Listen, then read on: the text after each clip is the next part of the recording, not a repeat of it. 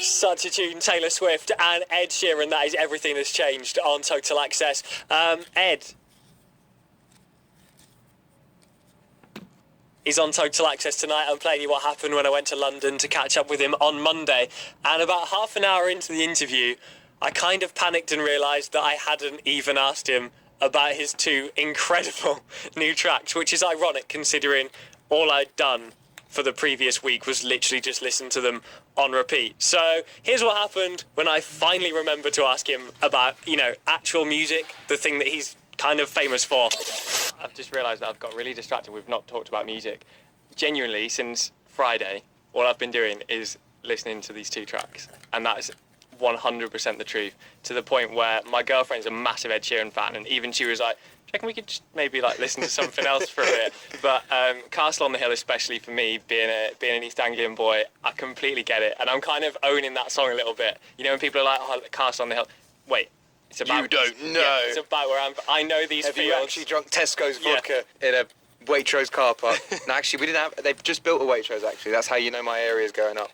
You've got a Waitrose. Got a Waitrose. Yeah, where I live now, we've just got a Waitrose, so moving up in the world, mate. Moving up in the world. Weird. Yeah, I went there on Christmas Eve to buy... We bought loads of, little WKDs for Strawpedo, because we're classy like that. We did the 12 pubs of Christmas on Christmas Eve. Yeah, it was messy.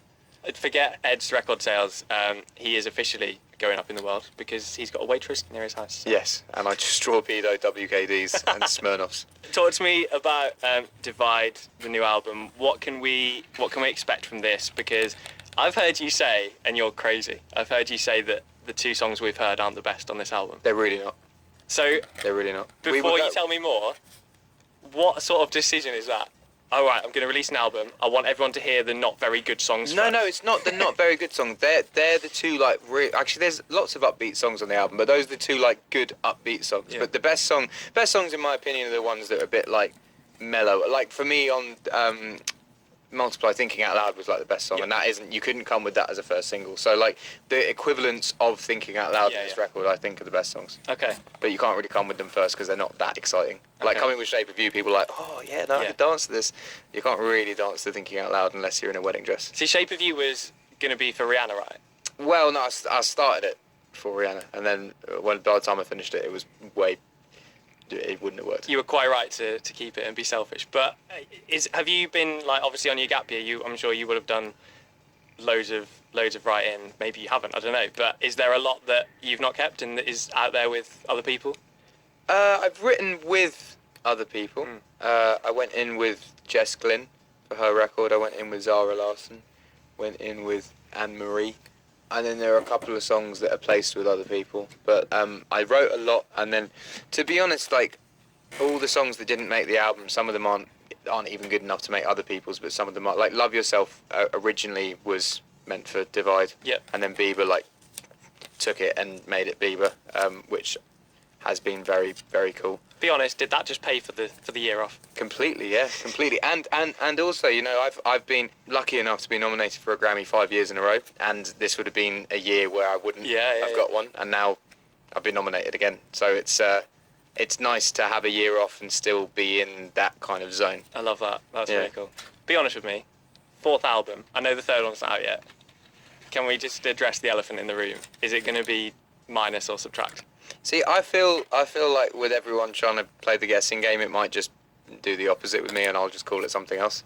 Do you know what you should do? Time or something like that. Do you know what you should do? Because you were talking about how much you love your pizza, etc. Because it's the sign. It's actually takeaway, so you should call it takeaway.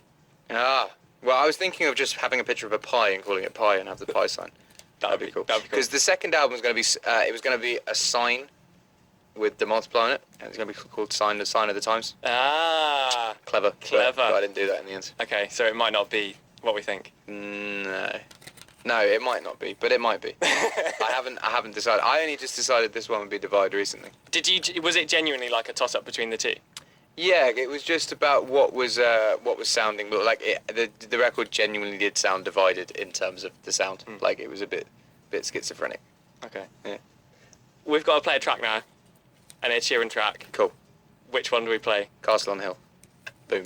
Why is it that one? Because Shape of You is getting smashed on radio, so we need to give Castle a bit of. I genuinely. Castle's my favourite. I think it's my favourite. But Shape is undoubtedly the bigger pop song. Okay. Can you introduce it on Total Access, please? This is Ed Sheeran on Total Access, and this is my song Castle on the Hill. When I was 6 years